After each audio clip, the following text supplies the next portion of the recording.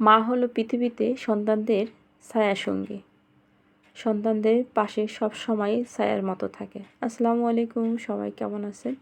এই যে আমার ছেলে, তার সবচেয়ে প্রিয় একটা জিনিস, ডেইলি শপে আমরা যখন যাই তখন সে সবার আগে এই কর্নারটা চলে আসবে। এটা তার সবচেয়ে ফেভারিট একটা কর্নার।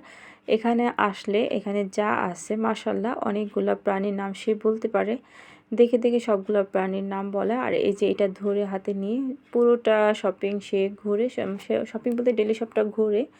আর সে যখন এই যে খেলনাগুলো পায়, এই খেলনাগুলোর কাছে যায়। আর আমি যেই দিন হচ্ছে আমার বাচ্চাদের মনটা খারাপ থাকে, বিশেষ করে আমার মেয়ের বেশিরভাগই মুড সুইং হয়, সে যখনই তার বাবা বাসায় থাকে তখন সে খুব হ্যাপি থাকে। আর বাসায় যখন না থাকে তখন তার খুব বোরিং লাগে, ভালো লাগছে না, বাবাকে ফোন করো, বাবা কখন আসবে, এরকম করে।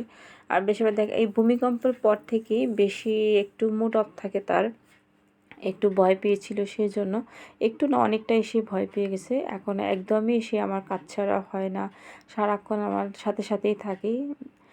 সেই জন্য বেশিরভাগ সময় তার মন খারাপ থাকে। আর আমি এমনিতেও ওদের একটু মন খারাপ থাকলে বাইরে থেকে ঘুরিয়ে নিয়ে আসি বা কিছু খাইয়ে নিয়ে আসি, তাহলে দেখা যাচ্ছে কিছুটা হলেও খুব ভালো ফিল করে। তাই প্রয়োজন ছাড়াও আমার বাইরে বেরোতে হয়, কোনো প্রয়োজন যখন নাই বা দেখা যাচ্ছে শরীরটা খুব খারাপ লাগছে, আমার একটু রেস্ট নিতে ইচ্ছে করছে, কিন্তু কিচ্ছু করার নাই, আমার একটু বাইরে নিয়ে ঘোরাতে হয়। আজকে গিয়েছিলাম, এখানে একটু কাজ ছিল, সেই কাজটা করার জন্য, বাট আমি যেটা খুঁজতে গেছি সেটা পাইনি। সেটা না পেয়ে এমনিতে র্যান্ডমলি ঘুরে চলে আসছি। এখান থেকে আমি একটু দেখছিলাম যে কী নেওয়া যায়। এখানে একটা ভ্যানিলা এসেন্স নেওয়া চেয়েছিলাম, পরে আর নেওয়া হলো না। ভাবছিলাম যে আরেকটা শপ থেকে নেব, এখান থেকে আর নেইনি। পরে আমরা সেখান থেকে বের হয়ে মিঠাইতে যাই।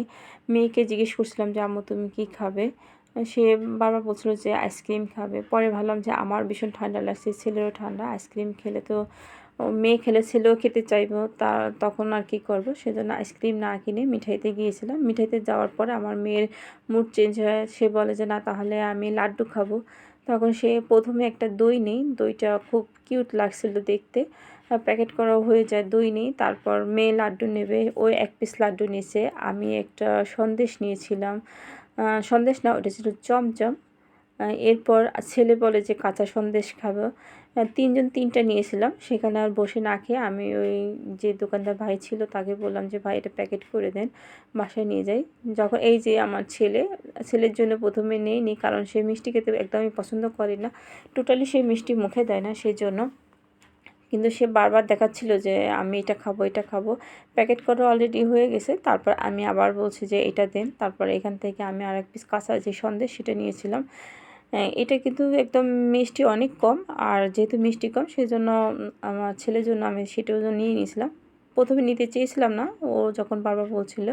এরপর মেয়ে নিচে লাড্ডু, আমি চমচম, ছেলে কাঁচা সন্দেশ, আর একটা ছিল দই। এই নিয়ে আমরা বাসায় আসি এভাবে ঘুরে ফিরে, কারণ আমাদের সময় কাটানো দরকার, কি করব, তাই এভাবে প্রায় ঘুরতে চলে যায় বাচ্চাদের, কারণ বাচ্চারা সারাক্ষণ বাসায় থাকে।